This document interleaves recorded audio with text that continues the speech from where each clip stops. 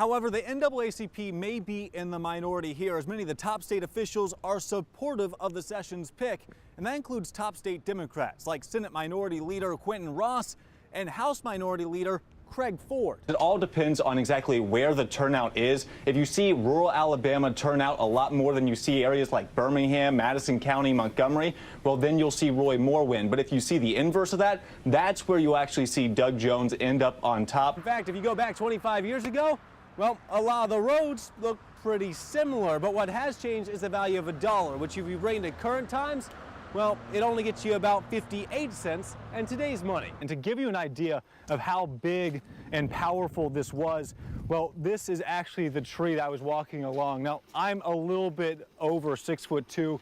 This has me by a good 1.5 feet.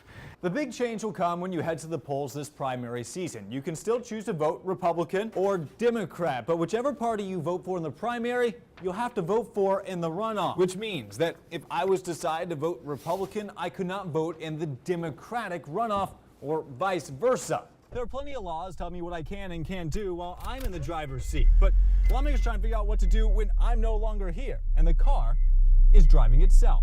Val, the accuser Beverly Young Nelson says she has not talked to the other accusers. She voted for Trump and is willing to go under oath with her testimony today. She says this is not about politics, but has everything to do with the man who she says assaulted her. Beverly Nelson today, next to her attorney, Gloria Allred, laid out a timeline of Moore's alleged sexual assault. When I was 15 years old, I began working after school. The location, Old Hickory House, a restaurant where she says Roy Moore was a regular. He sat at the counter in the same seat night after night. Nelson says the then DA flirted with her and in once in her yearbook signed, "Love, Roy Moore." It was a few weeks later, after work on a cold night, that Nelson accepted a ride from Moore when her boyfriend was late. I thought he would get on the highway, but instead he drove to the back of the restaurant. She says it was there that Moore assaulted her. Mr. Moore reached over and began groping me, and putting his hands on my breast. I tried to open my car door to leave, but he reached over and he locked it so I could not get out. I tried fighting him off while yelling at him to stop. But instead of stopping, he began squeezing my neck, attempting to force my head onto his crotch. After fighting, Nelson says Moore eventually gave up. And he then looked at me and he told me, he said, "You're just a child." And he said, "I am the district attorney of Etowah County. And if you tell anyone about this, no one will ever believe you." Nelson says she was afraid of Roy Moore, and while she did tell her family members, she says she may have kept her story quiet if it wasn't for the 4 women who told their story to the Washington Post last week. And the end of her news conference was she had one last comment for Roy Moore. That he no longer has any power over me, and I no longer live in fear of him. Now, we did see Roy Moore respond to these allegations just a few minutes ago, which you were able to watch live here on WSFA.com and on WSFA, of course, as well. And this is what he had to say. I can tell you without hesitation, this is absolutely false. I never did what she said I did. I don't even know the woman. I don't know anything about her. I don't even know where the restaurant is or was. And if you look at this situation, you'll see that because I'm 11 points ahead, or 10 or 11 points ahead, this race being just 28 days off, that this is a political maneuver and has nothing to do with reality. It's all about politics. Now, that's been pretty consistent with what we've heard from Roy Moore from the beginning of these allegations that broke last Thursday, basically denying pretty much any wrongdoing or sexual misconduct and saying that this is part of a political witch hunt against him because he's leading in this race. I started today just setting up on a corner and asking people if they could play a game.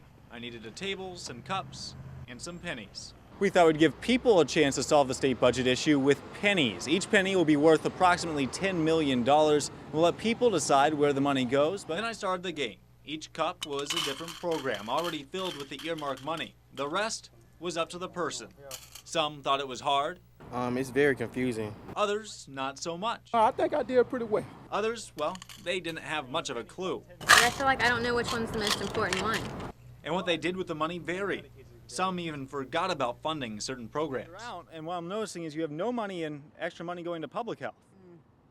Does public health mean no more money? They need some. At the end of the day, each person spent all of their money. And then I asked them to cut the equivalent of $300 million.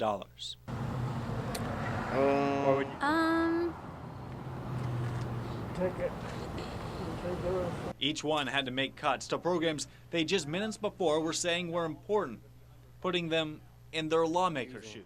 They have to have a budget, and they have to have a set mind frame of what money is going to go to and where it's going to come from. It's challenging, though. It's very challenging. So do you want to be a lawmaker now? No, I would not like to be a lawmaker. Medicaid serves a population, like you said, that has no other option for care. It serves just over 20% of the state's population, most of whom are children or the poor. I can tell you hands down that it is the only option for care these families have. Families like Matiza Moores and her daughter, Kirsten. That's my daughter. Kirsten has cerebral palsy, meaning her mother has to drive her to appointment after appointment all over the state. We just do what we have to do for our children. So I guess that's what I'm doing with every day, doing what I have to do for Kirsten.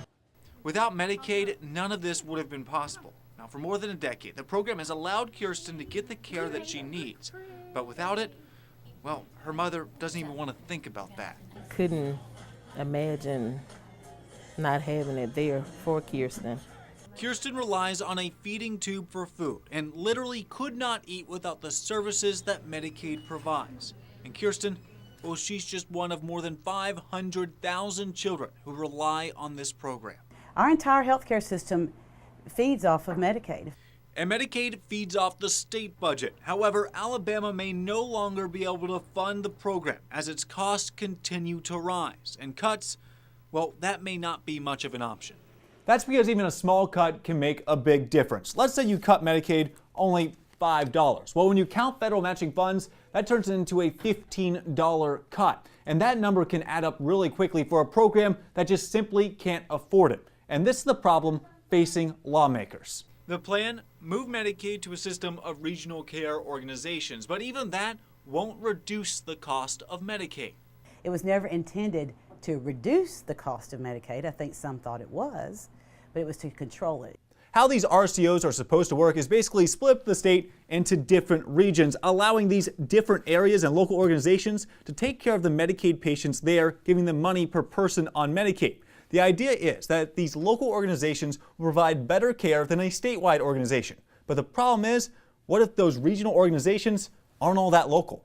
So far, 3 of the 11 RCOs have dropped out, meaning the state may need to turn to a national company for regional care. Just because we instituted this program doesn't make it good, doesn't make it right, doesn't make it viable.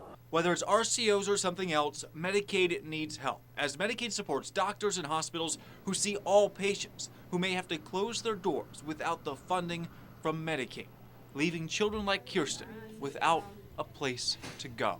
So it's not enough to say the system's broken. How would we fix it?